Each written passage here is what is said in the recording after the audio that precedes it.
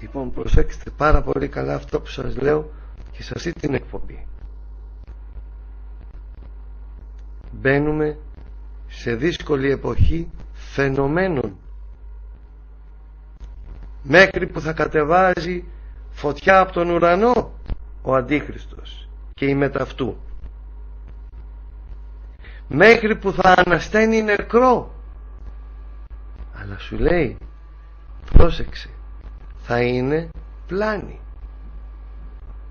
διότι ο νεκρός που θα ανασταίνει και ο πνιγμένος που θα βγάζει, όπως ο Κίνος στην Πάτμο που έβγαζε τους νεκρούς από τη θάλασσα που είχαν πνιγεί σε ναυάγια και ζητούσαν οι Έλληνες, τον πατέρα μου, τον πατέρα σου τον έχασες εκεί, ναι, πνίγηκε, ορίστε, και έβγαινε μέσα από τη θάλασσα.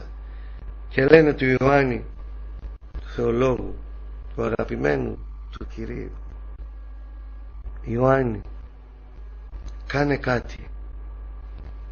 Και προσκαλούσε ο Κίνοπας τον Ιωάννη για να συγκριθεί μαζί του, και ο Ιωάννης προσεύχεται και του λέει, πήγαινε μέσα στο νερό εσύ, του λέει, και φέρε μου έναν πνιγμένο, βγάλ' τον ζωντανό και εγώ θα σε πιστέψω, του λέει ο Άγιος Ιωάννης. Και όντως δημιουργεί, αυτή τη φορά μπήκε όντως ο Κίνοπας μέσα, που αν δεν είναι να κουμπίσεις, δεν έχει διαφάνεια, το βλέπεις τρισδιάστατο το φαινόμενο ή το αντικείμενο ή την οντότητα. Έπιανε ο Κίνοψ τη σκέψη ενός Έλληνα ή κάποιας κοπέλας που μέσα στο υποσυνείδητο και στα κύτταρα του εγκεφάλου έχει καταγραφεί η εικόνα, ο ήχος, η μορφή του πατέρα της. Αντέγραφε την εικόνα, την πρόβαλε έξω, την έβλεπε η κοπέλα και έβλεπε τον πατέρα της. Αυτό λέγεται πλάνη. Έτσι θα ανασταίνει και ο Αντίχριστος νεκρούς. Θα είναι πλάνη. Σας το λέω τώρα πολύ γενικά αυτό το κόλπο. Κόλπο είναι.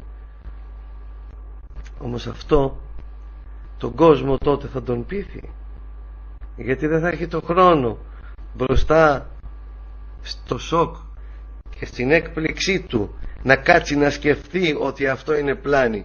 Γιατί πρώτα απ' όλα δεν είναι ταπεινός, αρέσκεται να κολακεύεται ότι είδε κάτι, και επειδή είναι τόσο μυστήριο θέλει να το πιστέψει. Μην του χαλάσεις λοιπόν.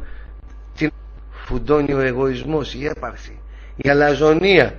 Δεν ξέρει αυτός ότι αυτό είναι αληθινό. Τι είσαι εσύ που θα του πεις, και ποιος είσαι εσύ, και πλησίασε να τα αποδείξεις. Θα σε σκοτώσουν οι δικοί του άλλου που είναι ανάμεσά σας, θα βρίσκονται. Μπαίνουμε σε αυτό τον κύκλο των φαινομένων. Θα φανούν διαστημόπλια. Μην πιστέψετε τίποτα. Μην πιστέψετε τίποτα. Θα δελεαστείτε, θα κολακευτείτε και θα πείτε, να, είδες, υπάρχουν, είχα δίκιο εγώ που μιλούσα τότε, να τα, ήρθαν οι δικοί μας. Και θα φύγουν χιλιάδες ψυχές από αυτά τα ψεύτικα φαινόμενα. Θα πεθάνουν, θα απολεστούν, θα πεθάνουν από ανακοπή καρδιάς, από εγκεφαλικά, λόγω της υπερέντασης και της πιέσεως της υψηλής του αίματος, βλέποντας το φαινόμενο σαν τα κοκόρια να πεθαίνουν, και δεν θα μπορεί να τους καταλογίσει κανένας τίποτε, σε κανέναν, γιατί θα θεωρείται ανακοπή, καρδιακή προσβολή. Νομίζετε, σας λέω, ουφολογικές θεωρίες? Αν δε θα ακούτε τους θανάτους. Δεν θα μπορούν να κρυφτούν, θα είναι πολλοί οι θάνατοι. Και πολύ περισσότερο τα μεγάλα άτομα. Και πολύ περισσότερο αυτοί που πίνουν αλκοόλ ή καπνίζουν ή παίρνουν κάποια ναρκωτικά. Όταν θα δουν αυτά, θα υπάρξει μία τρέλα στον πλανήτη, μία τρέλα που όλοι θα τρέχουν και θα προσκυνούν και θα συναντούν πού είναι τα ούφο και θα τρέχουν. Εκεί να δείτε πως οι Έλληνες αφιονισμένοι, κοιμισμένα καράβια, ψώνια του κερατά θα απολεστούν, που δεν έχουν ισορροπία πίστεως, δεν χρησιμοποιούν ψυχρή λογική και μαθηματική ακρίβεια ισορροπίας του λογισμού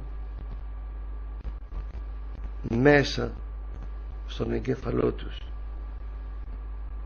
Θα παρασυρθούν, θα κολακευθούν, θα αρχίσουν επικλήσεις, θα βγαίνουν ομαδικά και θα καλούν τον Δία και θα φοράνε τις χλαμίδες και θα τρέχουν στα αρχαία ιερά και να οι επικλήσεις και να εκείνα και θα παρακαλούν να παρουσιαστεί ο αέρας μπανά της ολογραμμικής προβολής. Θα ζητάνε από το ολόγραμμα να κατέβει κάτω να τους σώσει.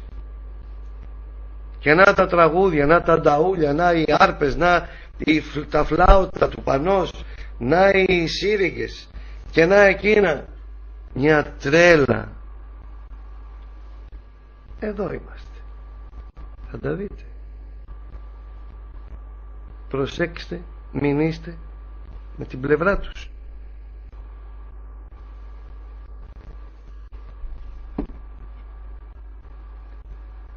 Προσέξτε να είσαστε συνετοί, ήρεμοι, όπως ένας πραγματικός Έλληνας, χωρίς φόβο, χωρίς να σε πιάνει το δέος και να τα χάνεις ήρεμος. Να κοιτάς το θηρίο, να μην το φοβάσαι και να ματιάζεις το σημείο που θα του καρφώσεις το δόρυ. Δεν υπάρχουν περιθώρια για λάθος. Το χτύπημά σου πρέπει να είναι ένα και ακαριαίο. Έτσι θα λειτουργεί ο Έλληνας νους. Έτσι θα πρέπει να είσαστε, έχοντας το δόρυ της ταπεινότητος και της πίστεως του Ιησού Χριστού μέσα σας. Μόνον τότε οι δυνάμεις του φωτός είναι μαζί σας. Όταν είσαστε χλιάμιδες και καραγκιόζιδες, όχι το φως δεν έχετε, ούτε ο διάολος δεν σας πλησιάζει, γιατί τον προσβάλλετε. Αυτός είναι έξυπνος, δεν είναι βλάκας να πιστεύει σε φαινόμενα. Είμαστε Έλληνες, κινούμεθα με αριθμούς.